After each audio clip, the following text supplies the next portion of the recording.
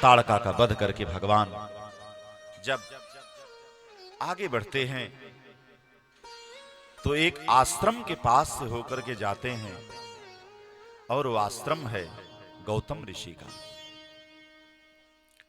भगवान राम लक्ष्मण गुरुदेव विश्वामित्र उस वनमार्ग से होते हुए जा रहे हैं। आवाज आती है राम राम राम राम। भगवान ने कहा गुरुदेव हमको लगता है इस निर्जन वन में कोई मुझे पुकार रहा है। गुरुदेव हमको लगता है कि कोई हमें पुकार रहा है। मेरे कानों में आवाज टकरा रही है और वो हो आवाज बड़ी वेदना से भरी हुई।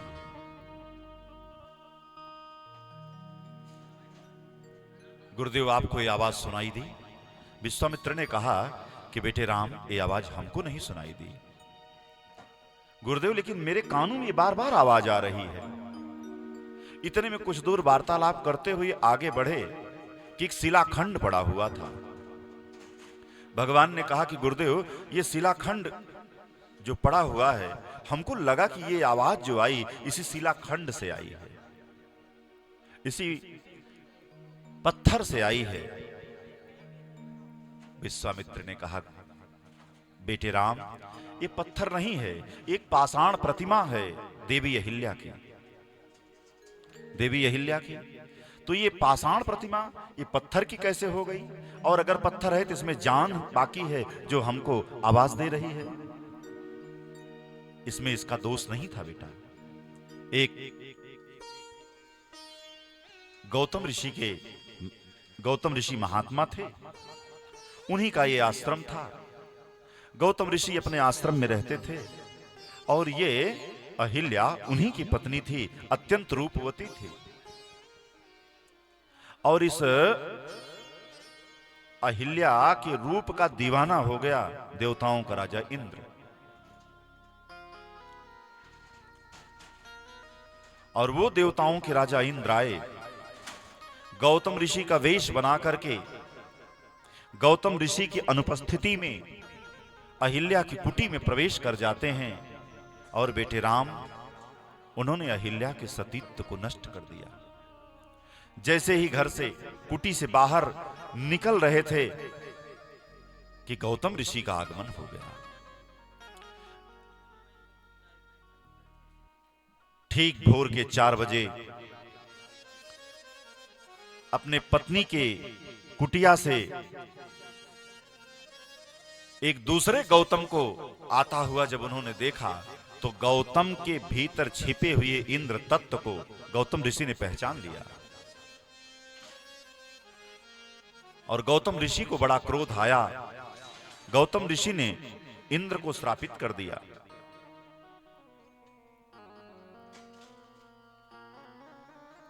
और एक बार भी अपनी पत्नी से जाकर के गौतम ऋषि ने नहीं पूछा कि यह कौन था जो आ गया और तुम इसको नहीं पहचान पाई, तुम इनको गौतम ऋषि समझ बैठी, मुझे समझ बैठी। तो एक बार देखा जाए तो उस बेचारी अहिल्या का कोई दोष नहीं था राम, लेकिन गौतम ऋषि से रहा नहीं गया, क्रोध का पारावार बढ़ा और उन्होंने अहिल्या को पत्थर हो जाने का श्राप दे दिया। बेटे हमको लगता है कि जब जब जुल्म हुआ है तो जुल्म का शिकार इस भारत देश की नारी हुई है। जब जब प्रताड़ना दी जाती है तो नारी जात को दी जाती है। इस ब्राह्मणी का कोई दोष नहीं था।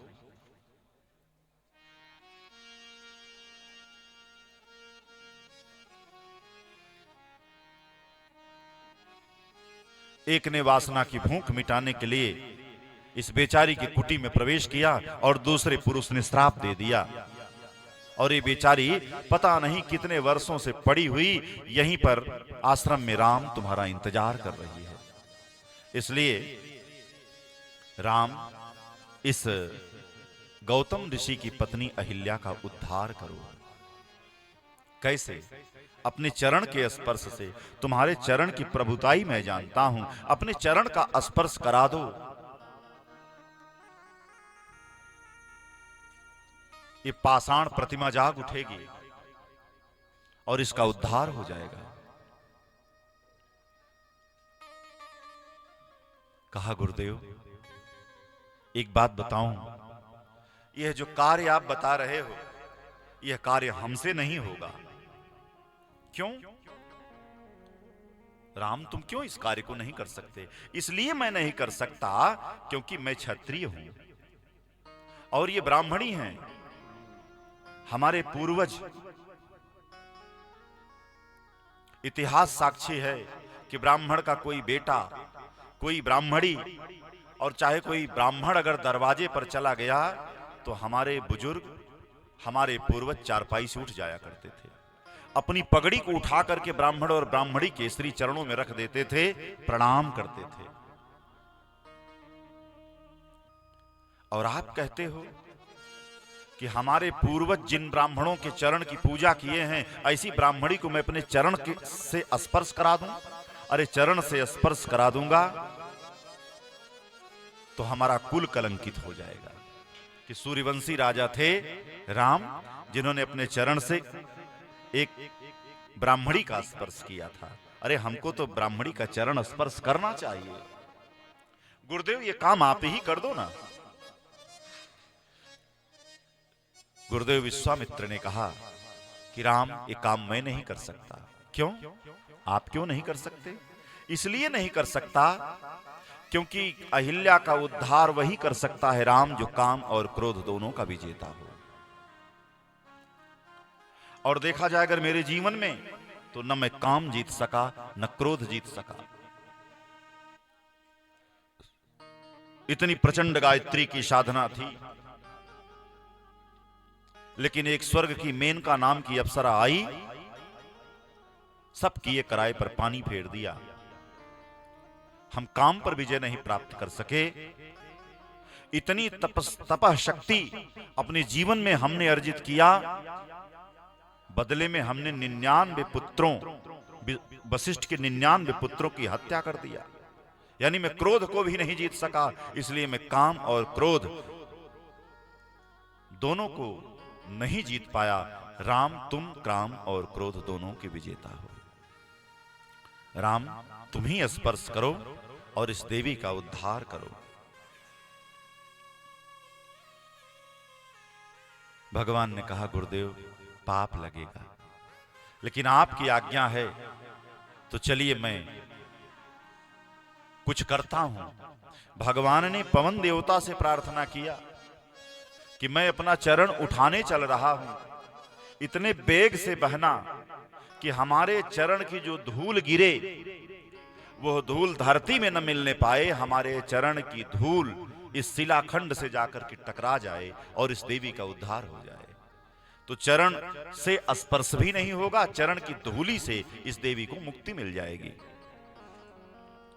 तो भगवान ने धीरे धीरे अपने चरण को उठाया कि परसत पद पावन शोक नसावन प्रगट भई तप पुंज सही।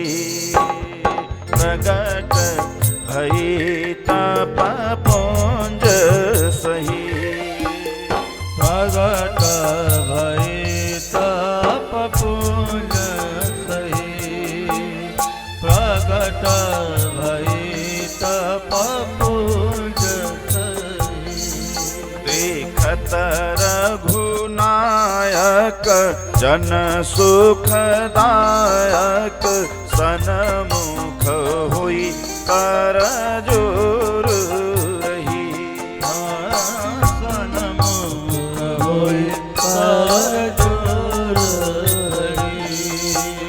सनमुख हुई कर जोर रही।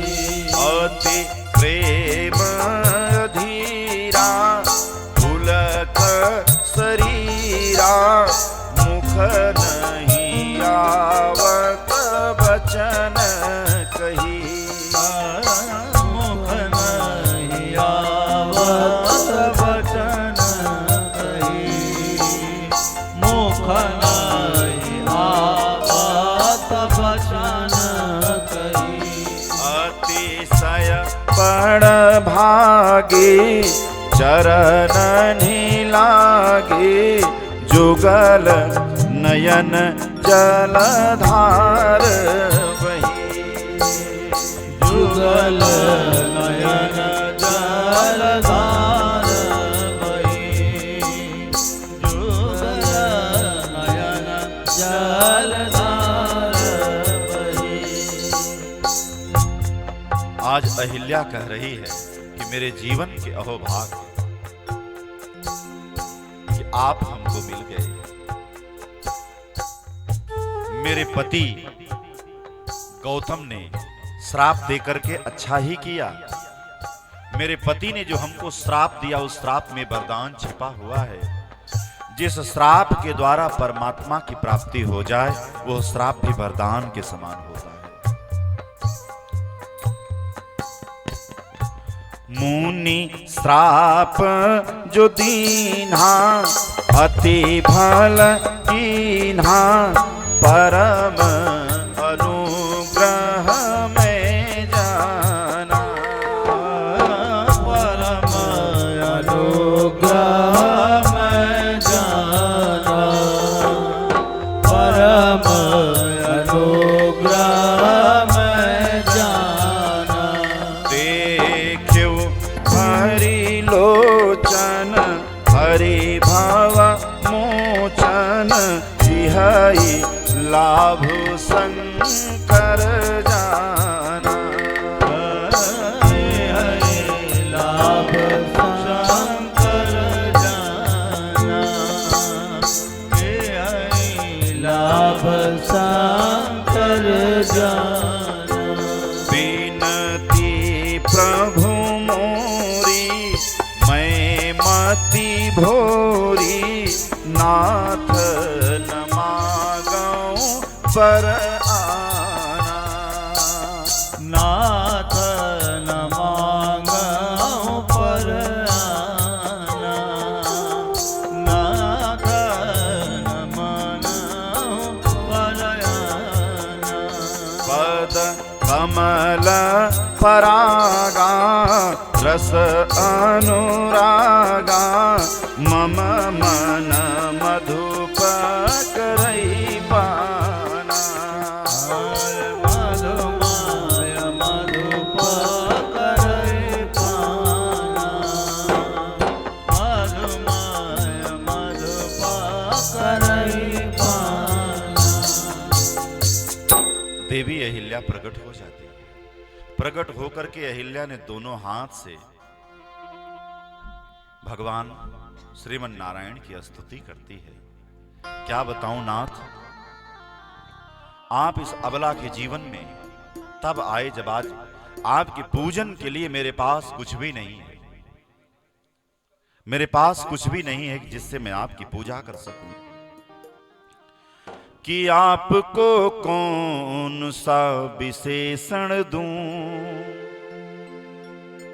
आपको कौन सा विशेषण दूं, कौन सा नाम ले पुकारूं मैं, हाथ में कौन सा दिया लेके आपकी आरती उतारूं मैं, हाथ में कौन सा दिया लेके आपकी आरती उतारूं मैं। रूप का एहतराम करती है, भक्ति का इंतजाम करती है, आपके चरणों में हे राघव, आपके चरणों में हे राघव। आज अहिल्या प्रणाम करती है, दासी अहिल्या प्रणाम करती है। नारायण, आप अगर हम पे प्रसन्न हैं तो आज मैं आपको प्रणाम कर रही हूं। आप हमको मनोवांछित फल प्रदान कर दीजिए। मानस के राम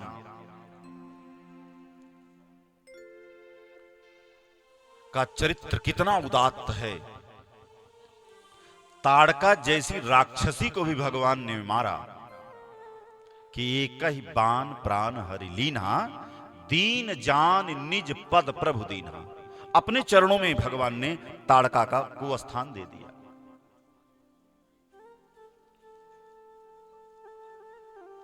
जटायु को भगवान ने अपना रूप दे दिया। जटायु को भगवान ने अपना रूप दे दिया, जिस रूप को नारद बाबा मांगते थक गए कि आपन रूप देहु प्रभु मोही। क्यों? क्योंकि आन भांति नहीं पाऊ वही। शादी करना चाहता हूं, एक कन्या पसंद कर लिया हूं, उसी से विवाह करना चाहता हूं। तो भगवान ने कहा कि शादी करना चाहते हो नारद जी, तो जाकर के विवाह कर लो। कहा लेकिन वो मुझको पता नहीं पसंद करे कि ना करे, लेकिन आप अत्यंत सुंदर हो। जब थोड़ी देर के लिए मुझे आपका रूप मिल जाएगा तो वो कन्या हमको पसंद कर लेगी, मेरे गले में बरमाला डाल देगी और मुझे अपना बना लेगी, और इस प्रकार से मेरा विवाह हो जाएगा। तो नारद बाबा भगवान का रूप मांगते रह गए, लेकिन भगवान ने अपना रूप दिया नहीं, दे दिया बंदर का रूप।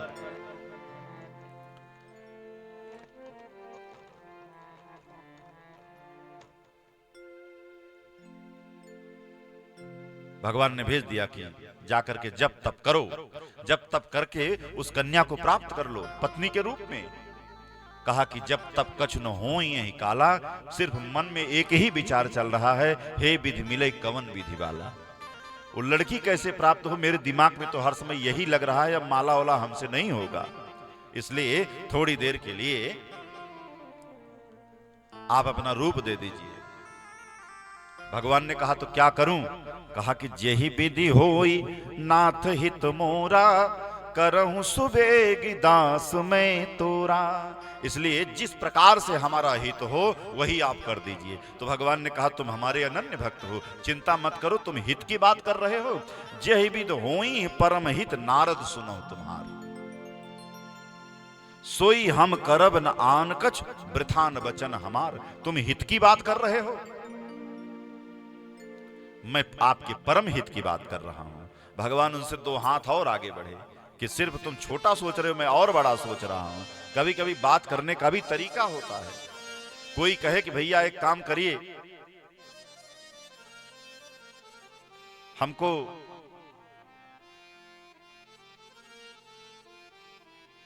दुर्गापुर जाना है और हमारी गाड़ी में पेट्रोल नहीं है, 50 रुपया दे दीजिए तो पेट्रोल डलवा करके हम दुर्गापुर चले जाएं। तो आप बोलिए कि आप 50 रुपए की बात कर रहे हैं, आपके लिए हमारी जान हाजिर है। अब बताइए आपकी जान लेकर के हम क्या करेंगे? हमारे पास पैसा नहीं, 50 रुपया दीजिए पेट्रोल का और हम चले जाएं वहां। तो इन्होंने कहा कि जहि विधि होई नाथ हित मोरा, आप ऐसा कुछ करिए जिस प्रकार से हमारा हित हो जाए। भगवान ने कहा टेंशन मत लीजिए, जेहि विधि होई परम हित नारद सुनो तुम्हार, मैं वो करूंगा जिसमें तुम्हारा परम हित होगा। तो भगवान ने नारद को बंदर का रूप देकर के भेज दिया।